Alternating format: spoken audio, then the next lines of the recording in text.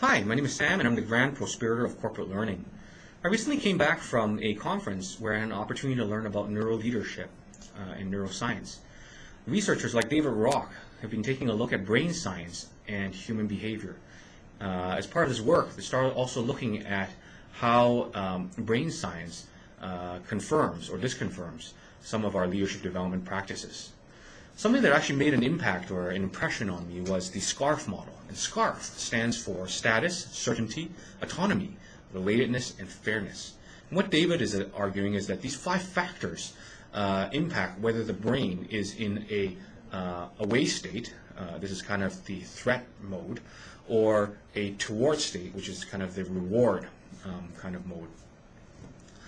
And what he's saying is that different individuals will have a different preference or a stronger leaning towards one of these 5 factors, but these are 5 factors that we need to take into account whenever we make a decision or whenever we come across a certain event. So how does it impact someone's belief around their own status? Does it affirm or disconfirm that?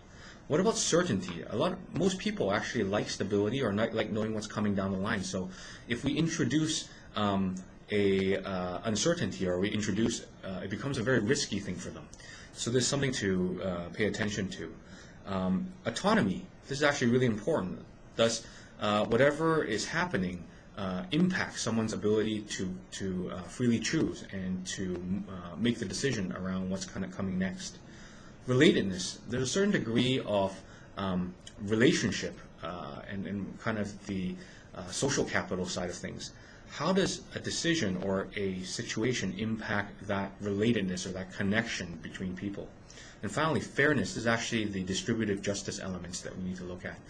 So to me, like, these 5 factors are things that we intuitively as leaders already pay attention to, but it was just a really neat little model that helped me keep in mind evaluating whether I've covered the basis for these kind of 5 things. Another area that I was really interested in exploring is how some of this neuroleadership and this SCARF model maps onto Jungian psychology or some of the preference types of models that are already in place today. It's something that I'm definitely going to do a little bit more research into, so stay tuned for the next vlog.